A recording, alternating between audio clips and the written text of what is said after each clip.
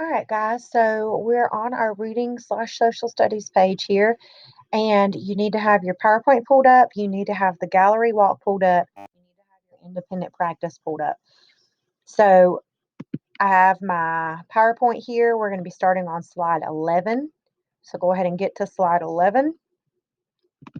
I have the gallery walk pulled up here, and then I have your student packet, and that's going to start on page 6 today. Okay. So these blanks are what you're going to have to be filling in as we go, and we're going to be learning about the War of 1812, and we're going to talk about the Trail of Tears. So we're doing lesson 3 and lesson 4 today, okay? All right, so the War of 1812, we're going to talk about the causes, events, and effects, and then we're going to talk about the Trail of Tears. So looking at your PowerPoint for lesson 3, we're going to be able to describe the causes, events, and effects of the War of 1812. So your first slide here is just basically asking you to imagine being there. So you're going to read this by yourself and imagine what it would be like to experience that. The next slide looks just like your student activity packet. So we're looking for the blank spaces in these causes and events and effects. That is going to be found in your gallery walk, okay? So in your gallery walk, you've got cause, impressment. From 1775 to 1783, the Americans fought to win their freedom from Britain's rule. However, even though United States of America was a free country, tension still remained between Britain and the U.S. In one instance, in 1807, an American Navy ship was called the USS Chesapeake, was chased down by a British ship called the HMS Leopard. Leopard's captain demanded to come aboard and began firing cannons at the Chesapeake when the U.S. captain refused. 3 Americans were killed. The British took 4 Americans claiming they were British soldiers and forced them to work on the Leopard. Forcing U.S. sailors to work for Great Britain was called impressment. Americans were furious about this practice and wanted it to stop. So, impressment is when basically when American sailors are being kidnapped and forced to work on British ships. So, we're going to go to your student activity packet. Great Britain forced U.S. sailors to work on their ships. This was called impressment. So, you're going to click on that and you're going to type in the word impressment. Okay. You're going to go through and fill in all of these. That's all going to come from your gallery walk. So the next one is expansion. The next cause is trading. The next cause is the Battle of Tippecanoe. Okay, then you go to the events, declaring war, Old Ironsides, burning Capitol,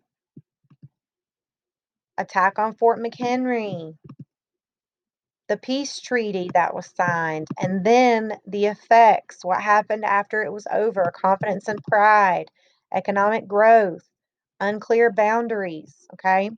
So, what I'm going to do is go ahead and just go through this stuff with you, but it's going to be your job to go and find the answers and to input them into your activity packet.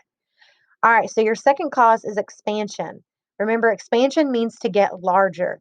So by the late 1700s, the U.S. had already spread from the Atlantic Ocean to the Mississippi River. The country, so if you look at this map here, this is where we're at. The country wanted more even further west. So the British were worried that the U.S. would also try to take control of their territories in the Northwest. The Native Americans were also concerned about U.S. expansion. As the U.S. expanded and moved west, they took over native land to build their own farms and towns. This forced Native Americans to move their villages. The natives began favoring the British over the Americans, believing that the British would let them keep their land. So at this point, the Native Americans are already getting upset because they're losing their land, and they think that Great Britain's going to protect them, but they're going to eventually find out that that's not the case either. Your third cause, trading. As a young and growing country in the 1800s, the United States made its money by trading goods and supplies with other countries. A war going on between Britain and France, however, made trading difficult. Both the British and French would block U.S. ships from reaching the other countries' ports. This meant that Americans were unable to trade and make money from their goods and supplies. Britain was also caught stealing goods from American ships.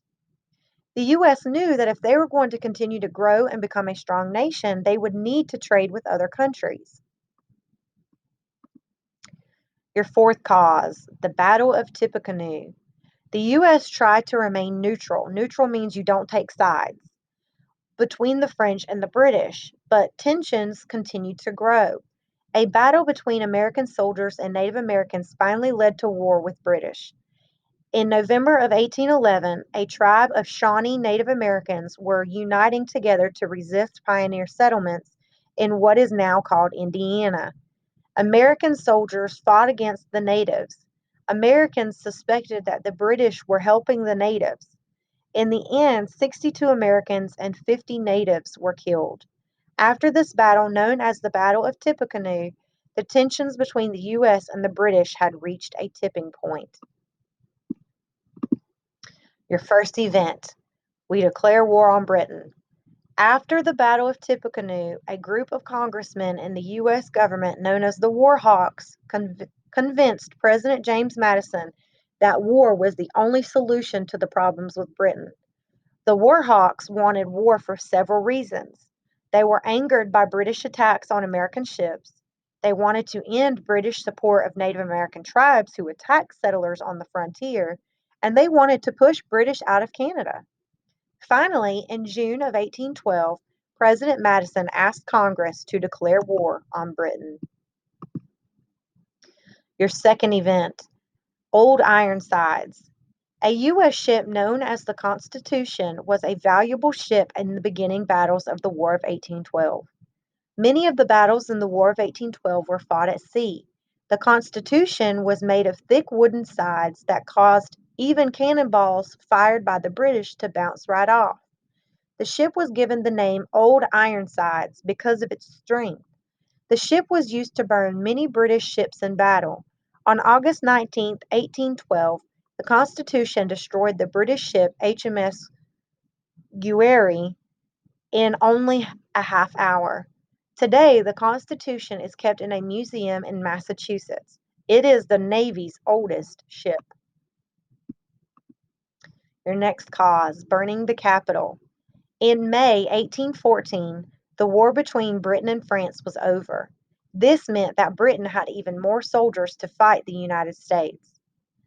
In August of 1814, 4,500 British soldiers landed in Maryland near the nation's capital in Washington, D.C.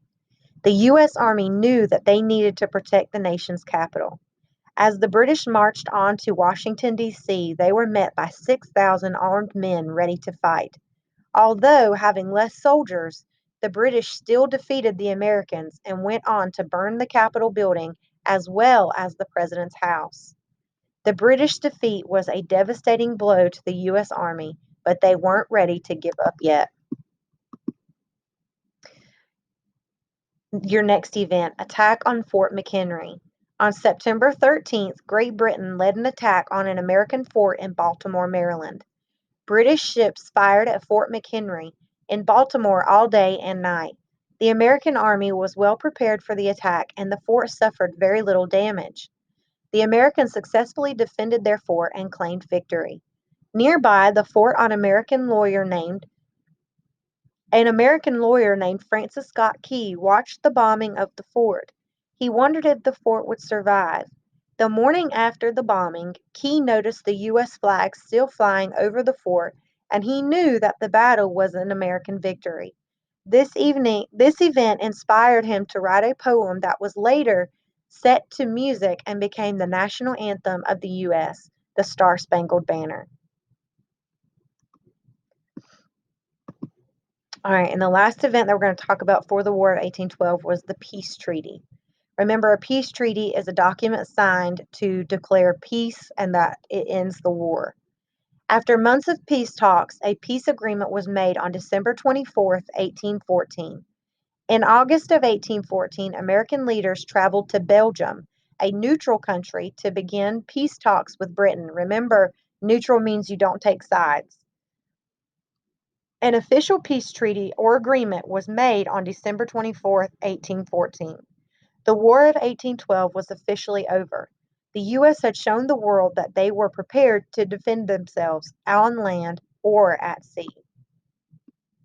All right, and the effects of this war: confidence and pride. Since the U.S. was still a new country in the early 1800s, its ability to defend themselves against a strong country like Great Britain was a huge accomplishment. At the end of the war, both countries had reason to believe they had won. Although there was no clear winner, it was clear that the U.S. had what it took to protect itself from other countries. U.S. pride and confidence spread across the country and brought about a period of time called the Era of Good Feelings. The War of 1812 created a sense of national pride. And national pride is like having pride for your country, being proud to be an American. Your next effect: economic growth. After the war, the American economy or wealth increased. So that means our country is making money, our country is getting richer. Before the war, Americans relied a lot on trading with other countries. However, Britain had blocked American trade before and during the war and forced them to come up with other ways to make money. The U.S. began building more factories to make their goods instead of trading with other countries. Goods and supplies made from these factories only increased after the war. In addition, new transportation items such as water canals were dug across land in order to transport factory made goods around the country. One canal in New York, called the Erie Canal, made transporting goods faster and cheaper. And your last part of your gallery walk, your last effect, is unclear boundaries. After the war, the U.S. never did gain land in Canada, but they continued to push into the West and into Native American territory. The peace treaty from the War of 1812 said that the Native Americans' rights and land would return to the way it was before the war. However, Americans began to ignore this agreement since there were no clear cut boundaries of Native American lands. American settlers continued to take over Native American territory in the West and forced natives off their land. In addition to losing their land, natives were also forced to give up their traditions and their ways of life. All right, so that's your gallery walk. So you need to go back to your student packet and fill in these. And then I'm going to finish going through the PowerPoint and we're going to hit lesson 4.